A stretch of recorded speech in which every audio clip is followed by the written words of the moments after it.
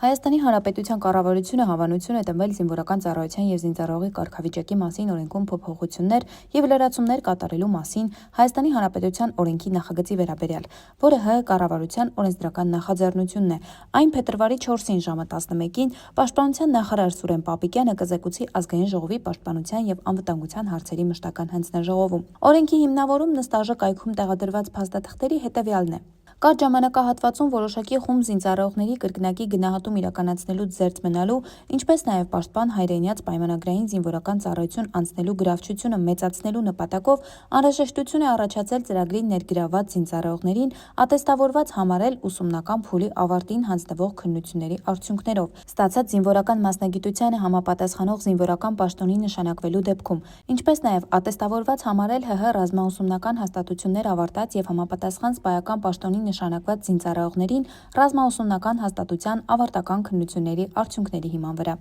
Բացի այդ, պաշտպան հայրենիաց ծրագրով ծառայություն անցնելու գրավչությունը և այդ զինծառայողներին հետագայում ևս պայմանագրային զինվորական ծառայության մեջ թողնելու հնարավորությունը մեծացնելու նպատակով առաջարկվում է առաջիկա 5 տարի ժամկետով պայմանագրային զինվորական ծառայություն անցած զինծառայողներին հնարավորություն տալ 2 կամ 5 տարի ժամկետով հերթական պայմանագիր կնքելու դեպքում ևս նախատեսել համապատասխան չափերով պատվովճար ստանալու իրավունք։ Նախատեսվում է սույն օրենքի ուժի մեջ մտնելուց հետո նշված որոշման մեջ սահմանել 2 տարի ժամկետով հերթական պայմանագիր կնքած զինծառայողին պայմանագրի ժամկետը լրանալու հիմքով 1,5 միլիոն դրամ, իսկ 5 տարի ժամկետով հերթական պայմանագիր կնքած զինծառայողին 5 միլիոն դրամ պատվովճարի հաշվարկումը։ Փորձագիտական եզրակացության արդյունքների համաձայն նշված նախագծում սահմանադրության պահանջների տեսանկյունից խնդրահարույց որևէ կետ չի հայտնաբերվել։